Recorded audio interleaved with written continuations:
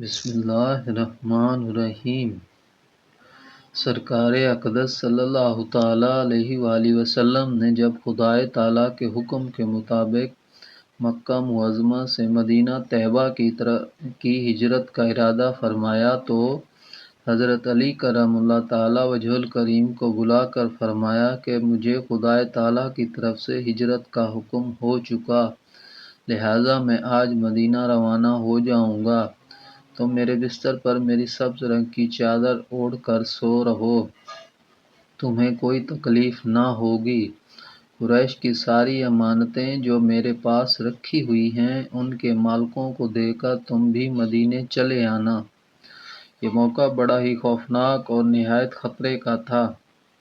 حضرت علی کرم اللہ تعالیٰ وجہ الکریم کو معلوم تھا کہ کفار قریش سونے کی حالت میں حضور صلی اللہ تعالیٰ علیہ وآلہ وسلم کے قتل کا ارادہ کر چکے ہیں، اس لیے خدا تعالیٰ نے آپ صلی اللہ تعالیٰ علیہ وآلہ وسلم کو اپنے بستر پر سونے سے منع فرما دیا ہے۔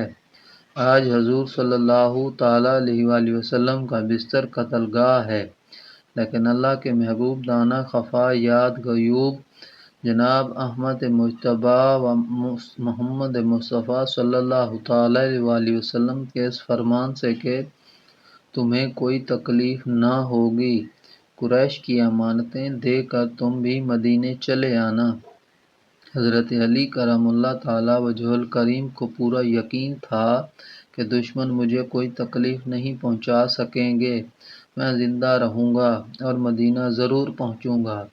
لہٰذا سرکار اقدس صلی اللہ تعالیٰ علیہ وآلہ وسلم کا بستر جو آج بظاہر کانٹوں کا بچھونا تھا، وہ حضرت علی کرم اللہ تعالیٰ وجہ الکریم کے لیے پھولوں کی سیج بن گیا، اس لیے کہ ان کا عقیدہ تھا کہ سورج مشرق کی بجائے مغرب سے نکل سکتا ہے، مگر حضور صلی اللہ تعالیٰ علیہ وآلہ وسلم کے فرمان کے خلاف نہیں ہو سکتا۔ حضرت علی کرم اللہ تعالیٰ وجہ الکریم فرماتے ہیں کہ میں رات بھر آرام سے سویا، صبح اٹھ کر لوگوں کی امانتیں ان کے مالکوں کو سونپنا شروع کیں، کسی سے نہیں چھپا۔ اسی طرح مکہ میں 3 دن رہا، پھر امانتوں کے ادا کرنے کے بعد میں بھی مدینے کی طرف چل پڑا۔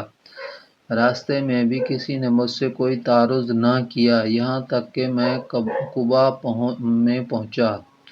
حضور صلی اللہ تعالیٰ علیہ وآلہ وسلم حضرت کلثوم رضی اللہ تعالیٰ عنہا کے مکان میں تشریف فرما تھے، میں بھی وہیں ٹھہر گیا۔